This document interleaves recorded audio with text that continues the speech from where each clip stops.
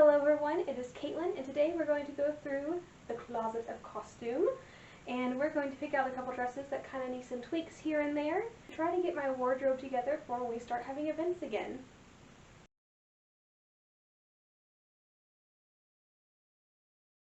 Alrighty, so we are in the guest room, and the entire closet of the guest room is actually filled with living history stuff. So this is where I keep things.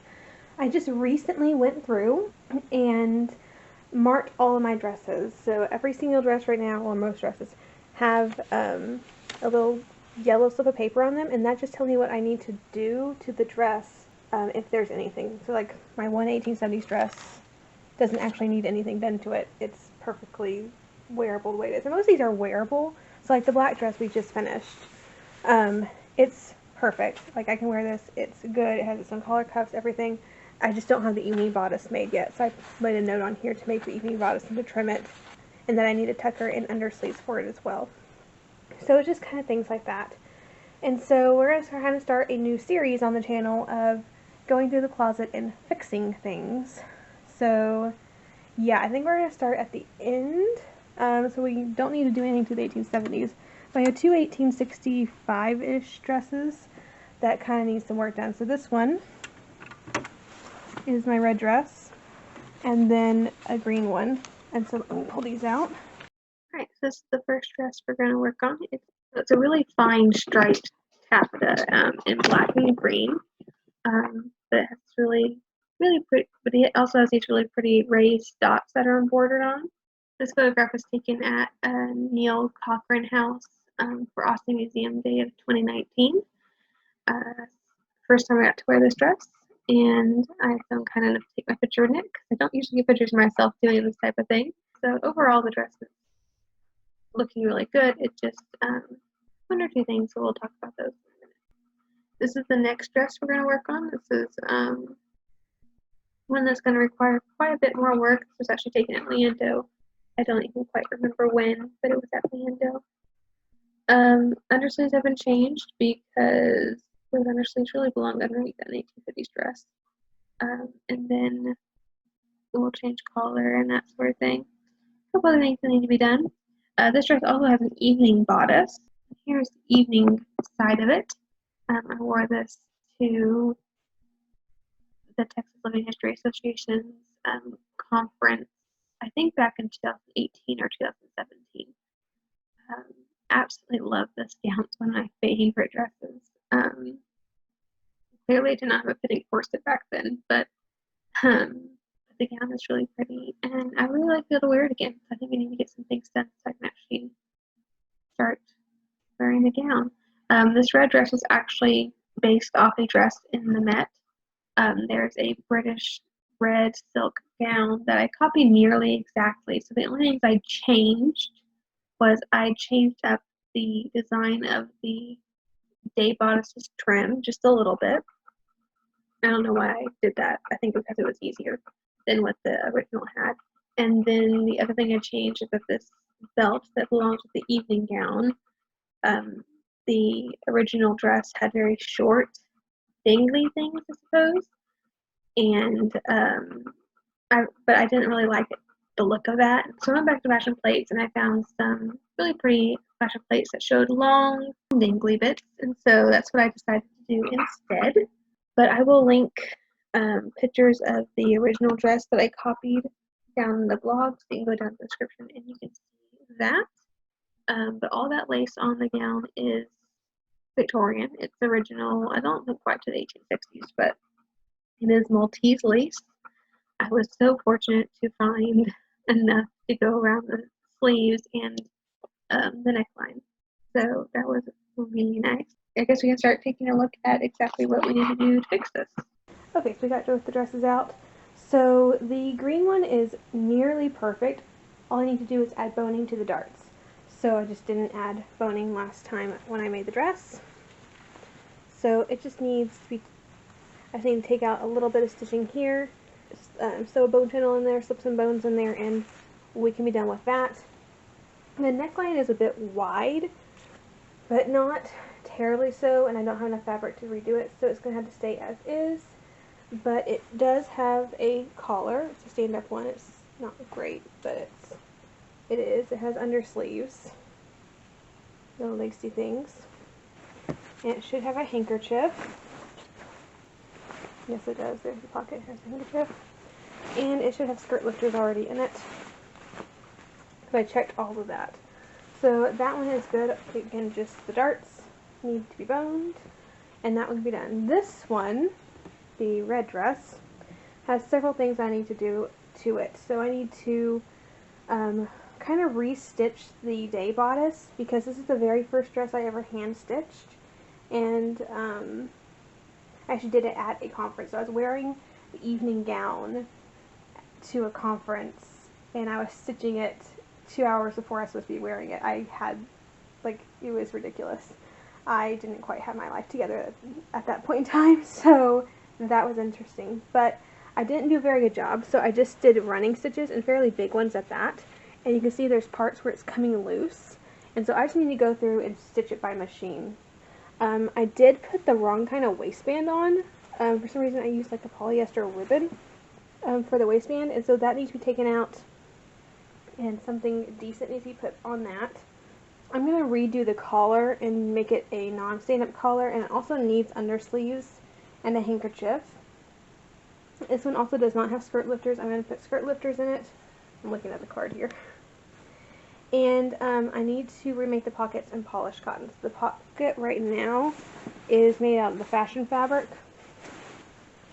And it just like broke on me one day, and I actually lost my phone for quite a while because it fell right apart. So definitely make your pockets out of non-fashion fabric for this time period. It is helpful. And then the evening bodice should be mostly okay. There is actually an evening bodice down here. There it is. And it's all trimmed with antique Maltese lace. It's really pretty. So, and it already has a tucker and everything to it. I don't need to do anything to the evening bodice.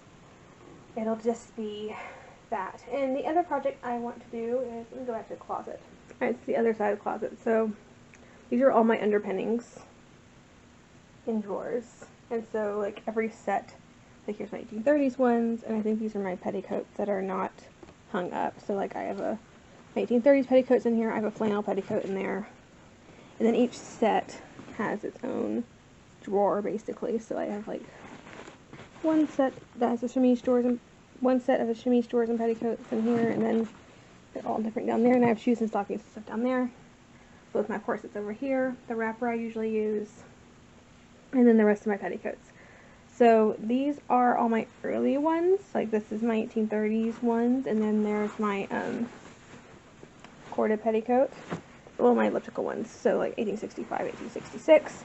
I have two plain ones. I don't need two plain ones. I need one that's plain. I'm thinking one that's a little fancier. So I think I might go ahead and take one of these petticoats. I have some really nice cotton edging, I suppose, to put on the bottom, and then we can put some tucks in it. I'm thinking maybe this one. I also need to gauge it instead of pleat it, so I think we're going to work on this one as well. Alright, let's start with taking out the darts. Of course, I start talking, here comes the dogs. So I split this in, and so I'm just going to take it out.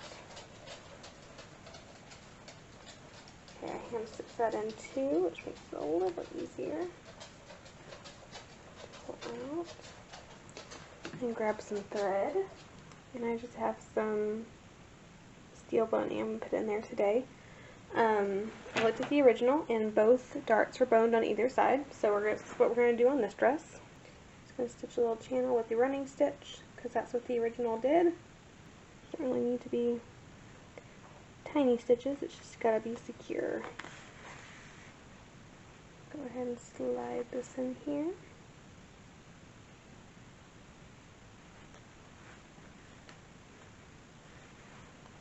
Let's work on the other one.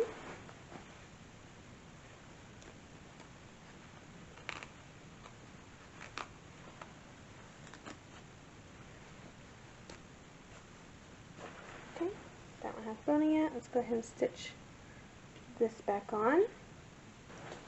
Alright, so there are the bones in there. There it is from the front, looking just fine and all. let's do the other side.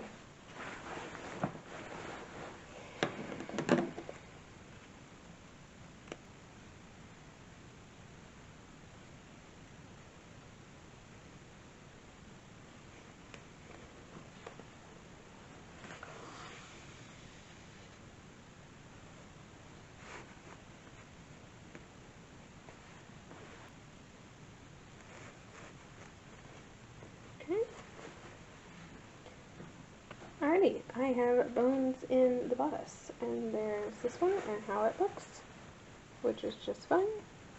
And there's that one, how it looks. So now I have bones in the bodice, which means that we are done with this dress. It can go back in the closet and be done. I'm going to go ahead and hook the top one. I usually hook the skirt ones as well, at least one of them. And it can go be done. Alright, petticoat with all of its lovely little red silk fuzzies from the last time I wore this. Okay, so I was going to put tucks in this. However, because these skirt panels are gored, I don't think that's going to work. So what we're going to have to do is cut off, because this is the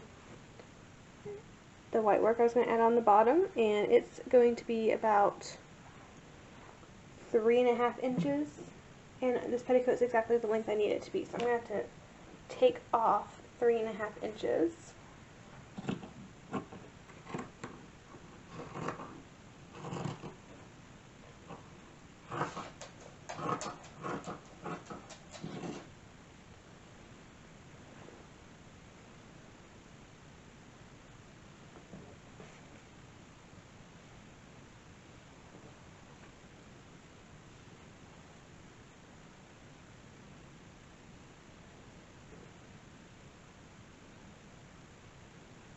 Alrighty, I can go ahead and stitch this up. I think I'm just going to do a quick running seam, and then, well, I might do it by machine and then fell it to finish the edges. And then we can work on the waistband.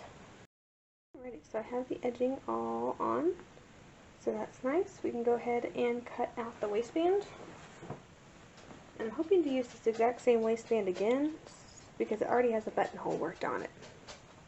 And that's less work, so we're going to see if I can manage that. Okay, so I think I'm just going to run gathering stitches by hand, and then we can attach it back to the waistband. Alright, so gathering thread is put in, actually 2 of them, and so we can go ahead and put the waist. I'm probably going to need pins for that.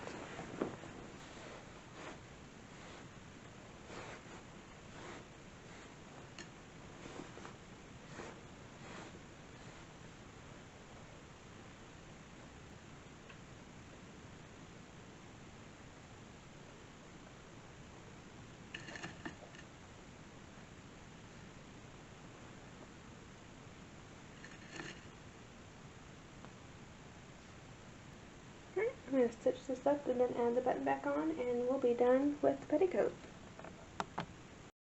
Alrighty, so let's work on the red dress now. I think we're going to start with the waistband. So let's go ahead and take off all the buttons on there. And the bodices, this one's attached because I wore this with the evening gown last. So we're going to cut the evening bodice around. Hopefully it's going basted in. And this thing could probably use some boning as well. I didn't think about that earlier. We'll look at that later. Okay. I don't know why the skirt doesn't have any fold over. I think it may have been the pattern I used. Ideally it would have been folded over and you would not be dealing with a raw edge right here, but that would require recutting the entire skirt, and we don't have enough fabric, extra fabric for that.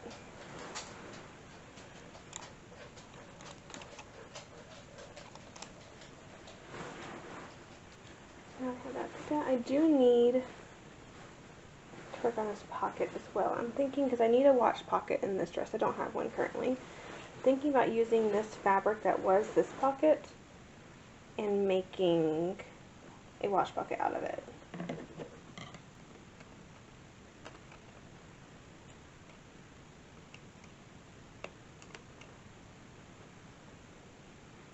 It's probably easier just to maybe grab one of my pocket watches.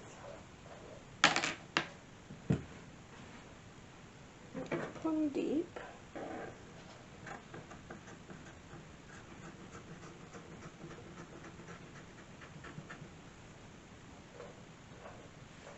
Okay, so I have a watch pocket that we can go ahead and work with. Still going to need to cut a pocket of some kind. Just use some polished cotton. I'm going to use this as a pattern, I suppose. Actually, better idea. Okay, so back a couple weeks ago, we examined my original 1850s dress, and it has a pocket in it, and I made a pocket pattern from that, and I will link that below, because I did put the pattern and the directions for making it up on my blog, and so you can go, and if you need a 1850s pocket pattern, it's there, it's free. Also the coloring pattern for that dress up there. But I think we're going to use this today. I'm going to make it a little bit bigger because I prefer bigger pockets. I like to fit my parasols in my pockets. I'm a little weird. That way I don't have to carry things around. We can use this as a guide. And keep, this is without seam allowances, so we do need to add seam allowances.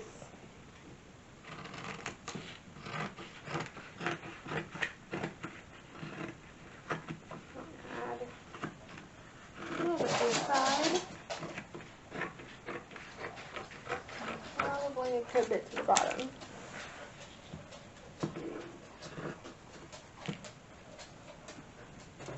I'm going to keep the basic shape instead of turning it into be round. We're going to keep the shape of this one. There we go. So I have a pocket pattern now. And I'll just need to sew up and measure my hole here. So on the skirt, it is just about 5 inches. So 5 inches from, well, in the middle of this, basically, is what the original showed. So we're going to stitch this little bit here. We're going to leave this open and stitch all the way across. And for the watch pocket, we're going to turn these edges under, give it a little narrow hem here, and then we'll basically just sew it together like this. I'll hand overcast the edges to keep them from raveling because the silk is pretty ravelly. And then we'll have a little watch pocket to put into our waistband. I think I'm going to go ahead and stitch these up, the pockets, and then we can work on putting them in the skirt. Alright, so pockets stitched together. I prepared a waistband. So I'm out of polished cotton, same stuff that we had the pocket in. So I suppose we figure out how we're going to put this together. So here's the center front. I usually like my pocket slightly to the side, and the best way I found to do this is just to whip this together. I haven't been able to observe an original close-up enough to see how this side is put together. The back side I've seen really good pictures of. It's the front side. So usually I just whip it with very tiny, I have stitches, I have some red, thread we might do that with. My next original needs to be one with a watch pocket.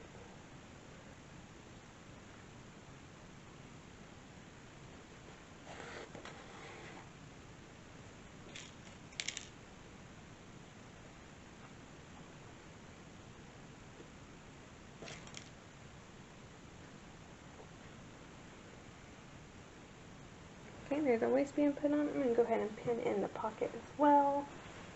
As soon as I find where it is. There it is. Okay. In case anyone was wondering, the skirt is lined with silk organza. The silk itself that I was using was very fine and thin and kind of wispy, and it needed some body, and organza fit the bill. It could have been cotton organdy, but I had silk organza in the stash, and I don't know what I was doing with like 6 yards of white silk organza. So it answered nicely. It worked.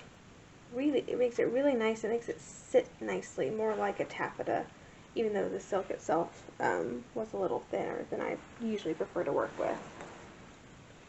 But the silk was only $6 a yard, so you know, you get what you can take at that price, and just line it. Normally I don't line my skirts. You can. Usually it's done with polished cotton. And you know what, I'm going to go sit down and do all the sewing, so let's go ahead and prep some skirt lifters. I think I have skirt lifters in here, they're just not right. So I usually just use twill tape for ties, and I usually cut them around 12 inches long.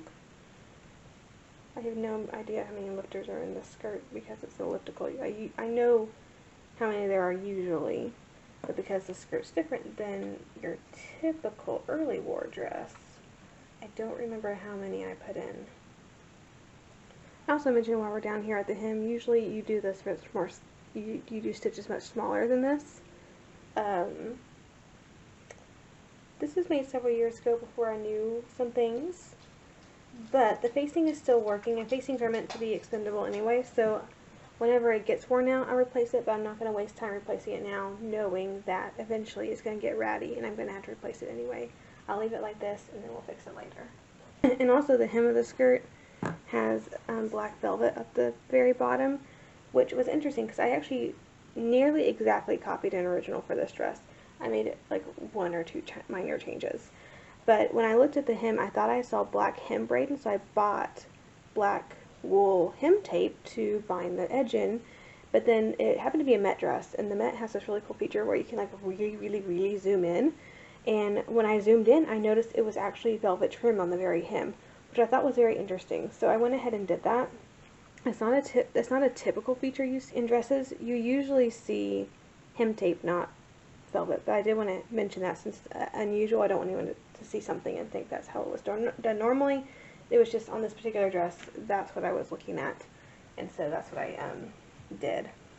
Actually, the original had velvet that was shot silk, so the dress itself was not shot. It was a red silk dress, but it used shot velvet for the trim. Now, you cannot get shot velvet trim anymore. That just doesn't exist. And so I switched it. So I did black and red shot silk, but then did the plain silk velvet trim. So let's see here. I'm going to go ahead and cut out this.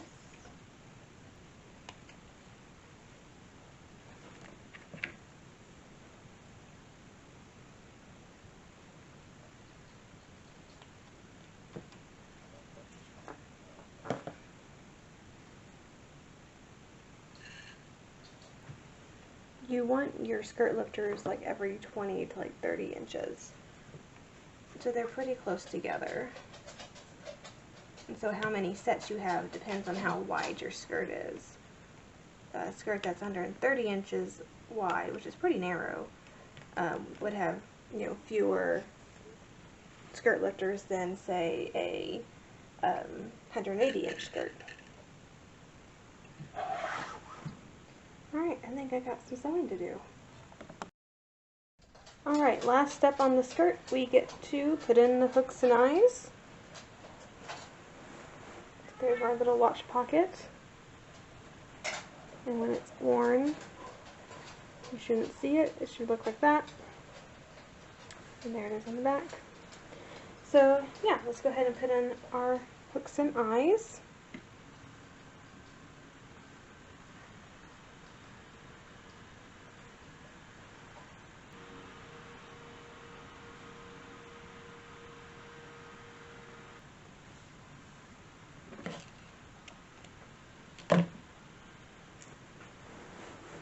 Alrighty, we have a finished skirt. Perfect, we can start working on the bodices. Let's start with the day bodice. So what we need to do to this thing is basically just redo all the seams and machine stitching because my hand stitching was horrendous back when I did this. So I think what we're going to do first is take out the stand-up collar, which we're not going to use anymore. I'm going to keep it because for whenever I make another late to slightly post-war dress.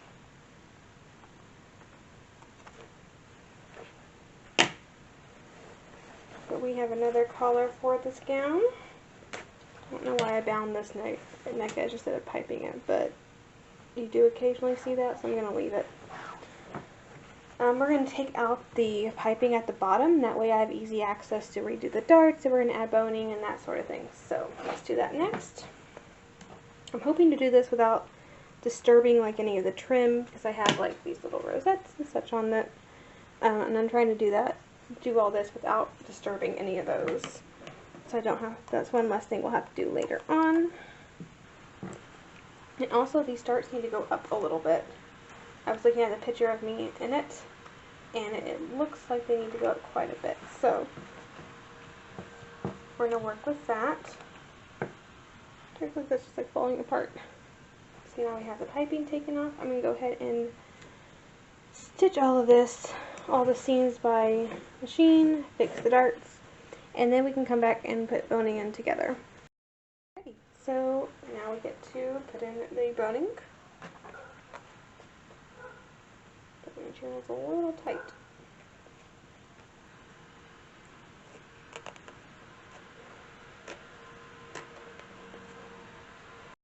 One last thing for the day bodice, we need to add in collars and cuffs, or collars and undersleeves really. So I have some undersleeves and a collar to match that I did some embroidery on. I don't know how all you're going to see that. There it is. It's a little butterfly. Butterflies seem to be very common for collars, cuffs, and handkerchiefs. You see them a lot, particularly towards like the later part of the year, like 63 to 65. Bodice has like tons of patterns for butterflies on collars and cuffs and handkerchiefs. So I decided to go ahead and go with that and do some embroidery. I made it super simple. So we're just going to insert this into the sleeve. I'm just going to pin this in. There's probably going to need to be a few tucks every once in a while. So I just make little ones.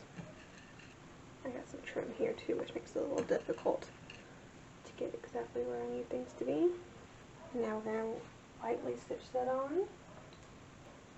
I'm just going to take some thread and just very loosely tack it in. Undersleeves were meant to be taken out and washed and then re-put in. So they weren't put in with little tiny stitches. They're basically, you just need to put it in there. Sometimes you'll see them tacked just like once or twice at the top and once or twice at the bottom. Just a few little stitches. They really weren't put in with a whole lot of effort. I like to actually sew mine all around, but I don't do it neatly. And you're not trying to go all the way through because you definitely don't want to see these stitches on the sleeve side. You're just kind of going through the lining, taking out the pins as you go. Otherwise you may stab yourself when you wear the dress. Speaking from personal experience. And your sleeves are in. This turned out really cute. Alright, we can put on the collar. And in addition to the butterflies on the cuffs, we have a matching collar. And we also have a matching handkerchief. We're going to go ahead and attach the collar.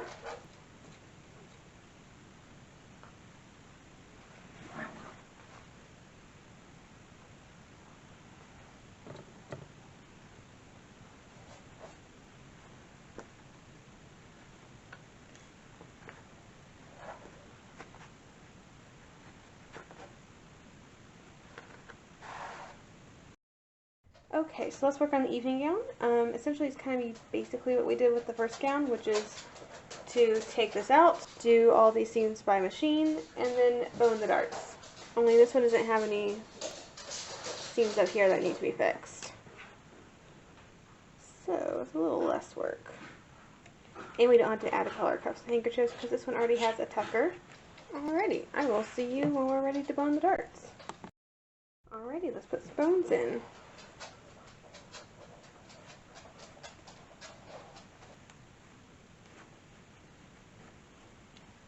Alright, I just gotta put the piping back on and we'll be done with this project. So that is all done. So it looks like we're done with my 1865 wardrobe, which is awesome. I have it all finished on the inside. It looks better than it did, at least, because I did turn that edge under so it wouldn't be raw. And it has boning in the darts and that sort of thing. So I guess I could probably put one of these dresses on. I have to decide which one. But yeah, it was actually a fairly easy project, very quick. But it's something that needed to be done, and I've been avoiding it for a while. So I'm glad it's done. I have a functioning late to post-war wardrobe now, an evening gown and 2 dresses, which I consider to be a functional wardrobe, meaning I have a dress, a backup dress, and then an evening gown of some sorts. So yeah, I'm quite happy with it, and let's go ahead and try something on. Alrighty, so here we are. Got on my green dress. This is actually one of my favorite dresses. I really do like this one. I like the way it fits.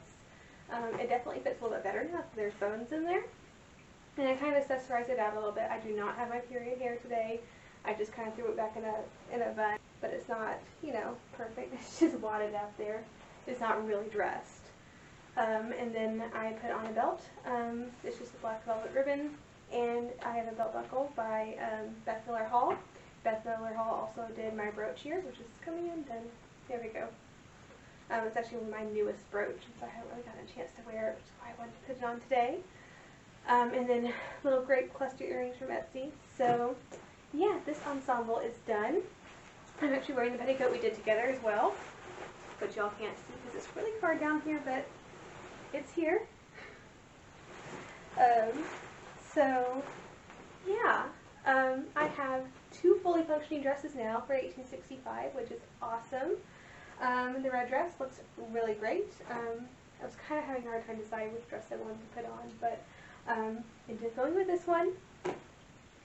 But this dress looks really nice. I love the collar. It fits so well. I just love little butterflies. I think they're so cute. And of course the butterflies are also on the cuff, and a handkerchief, which y'all can just barely see, has a nice big butterfly on this in the corner here. I also did like little initials in there, but y'all can actually see that now. So I did HB for Henrietta Bennett, since Nettie. I had a hard time deciding like what exactly to do for Nettie's initials on my handkerchiefs, because I just wasn't sure what to do. I know you know, she was married in 57, so anything past 1857, I'm putting Bennett instead of Gross. But then, like, I didn't know what to do for like the first initial. I didn't know whether to do, because her first name is Mary Henrietta, so it's not like first name and the middle name. It's her first name is Mary Henrietta. So I didn't know to put, like, if I should put like an M for Mary, but she never went by Mary. So I didn't, like, I knew she probably wouldn't put N for Nettie, because that's very informal. So I went with H for Henrietta. In her father's journals, that's really all. He either called her Nettie or Henrietta. She never went by Mary. And even on the censuses, she tends to be listed as either MH or by Henrietta until much later in life. So I went with the H. Yeah, I'm really happy with how that turned out. But I think the whole ensemble turned out really well. I'm happy that there are no more gaps in the shoulders where my seams were coming loose, as we did it by machine. And yeah, and then the ball bodice, or the evening bodice, and the evening bodice I have here, it's also looking pretty good. We didn't have to do much really to this one. It's just adding the bones in there. But yeah, everything else was done. I also brought the belt with me. The lovely belty ensemble y'all saw in the picture. Lovely thing. I was actually going to put it on this thing, but Edith's waist is so much smaller than mine, and this did not look right, because there's 6 of these little dangly things, and they're also evenly spaced exactly from my waist for like 2 to sit here and 2 exactly on the sides, and it did not look right on her. So couldn't put that on, but I did bring it. I now have a fully functioning 1865 to 1867 wardrobe, which is pretty cool. So I have 2 dresses and an evening gown, which is pretty well full functioning, and then whenever I get that wool traveling dress done we talked about back in March, then we'll have 3 dresses. So, and eventually I do have plans for a sheer dress for 1865. Actually, one of the very first originals I ever saw kind of struck a chord with me, and it's like my favorite. And y'all, if y'all watched the video about me planning the wool 1865 dress, y'all saw a picture of the little sheer dress trimmed in green braid.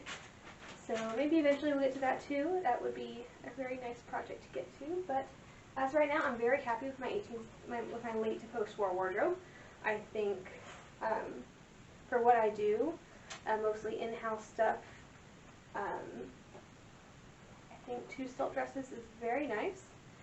So yeah, I'm looking forward to doing more, going through the closet and y'all getting to see some of my other dresses that, you know, we haven't made together, that I made a long time ago, and fixing things up to actually make sure that I have a really nice, well put together wardrobe for what I do. I have a fully functioning late war wardrobe, and I'm very happy with it. So thanks so much for joining me, and I will see you next video.